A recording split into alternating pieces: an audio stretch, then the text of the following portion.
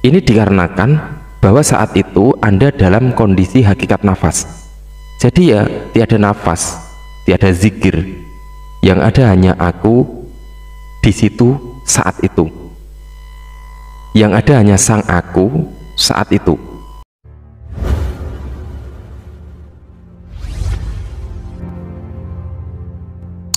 Assalamualaikum warahmatullahi wabarakatuh. Bismillahirrahmanirrahim.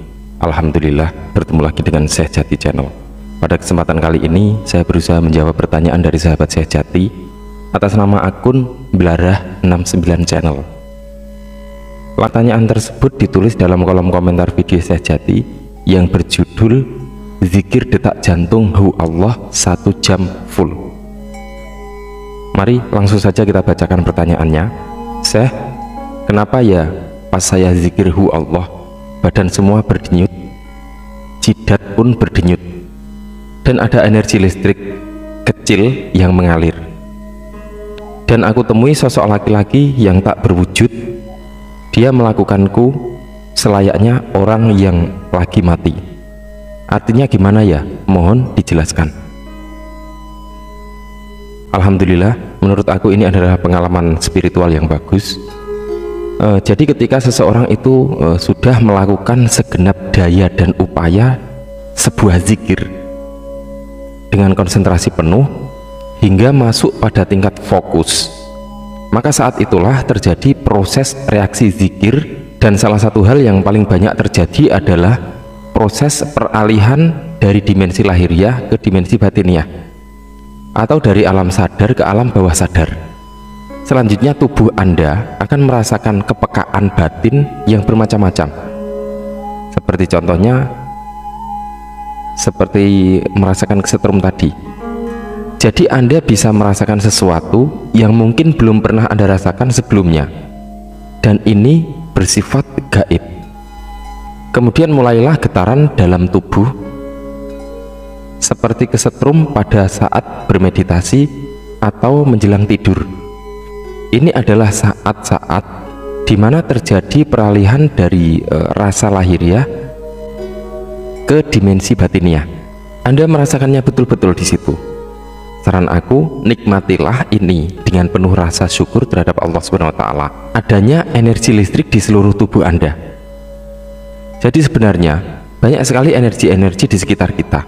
Dan ketika kita mulai memiliki kepekaan batin pada diri kita, maka kita akan merasakan itu, karena sesungguhnya di dalam diri kita ini juga sama, memiliki banyak energi seperti itu, seperti yang ada di luar diri.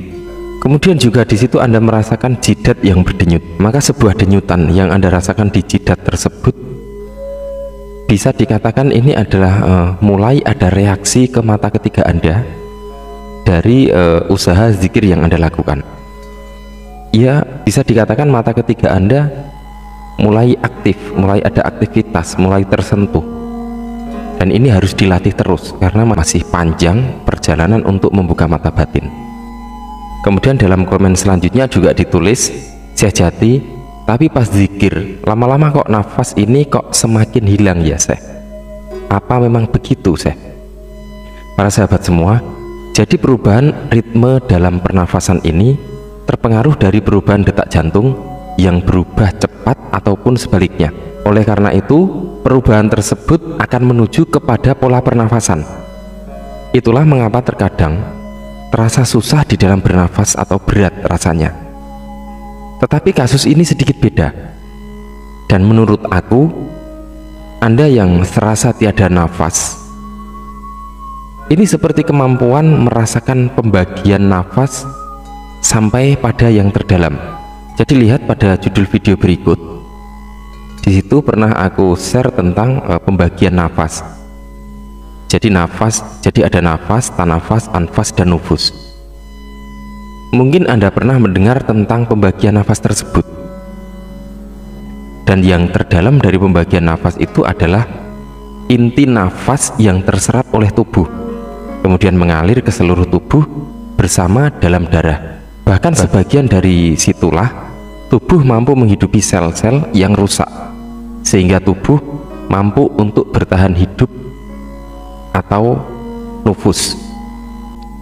Jadi nufus merupakan tali rasa berkedudukan di jantung, terhubungnya jantung dan rasa atau oksigen yang mengalir ke seluruh tubuh, bersatu, terserap, menyatu dalam darah, dan itulah salah satu bagian yang menghidupi tubuh kita selanjutnya.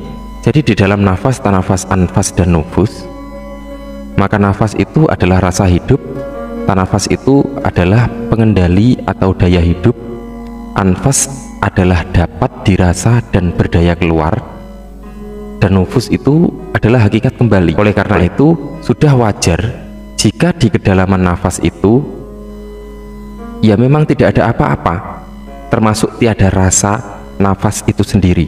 Ini dikarenakan bahwa saat itu Anda dalam kondisi hakikat nafas. Jadi ya tiada nafas, tiada zikir, yang ada hanya aku di situ saat itu, yang ada hanya sang aku saat itu. Artinya setelah kita lepas dari zikir, kita adalah manusia normal, manusia biasa yang tidak lepas dari tersentuhnya dosa-dosa. Maka yang perlu kita perhatikan pada tahap kondisi tersebut, supaya kita tetap bisa rileks pada kesadaran, sehingga kita benar-benar memahami terjadinya proses peralihan dimensi lahiriah ke dimensi batiniah tersebut. Kemudian selanjutnya beliau ditemui oleh sosok laki-laki yang tidak berwujud dan diperlakukan selayaknya orang yang lagi mati. Ini yang menarik menurut saya. Jadi sesungguhnya ditemui seseorang yang tidak kelihatan, itu adalah dirinya sendiri, diri batiniah Anda sendiri. Ibarat seseorang itu tidak mampu untuk melihat nyawanya sendiri, jadi memang tidak terlihat. Perlu Anda ketahui, sebuah petunjuk gaib di mana seseorang terlihat mati, ini memang benar.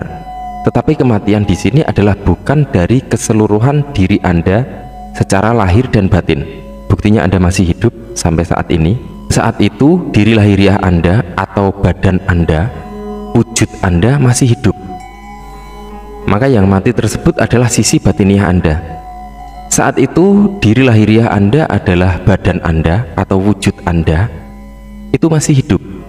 Maka yang mati adalah sisi batiniah Anda. Dan sisi batiniah manusia ini banyak, bahkan lebih banyak dari sisi lahiriah manusia.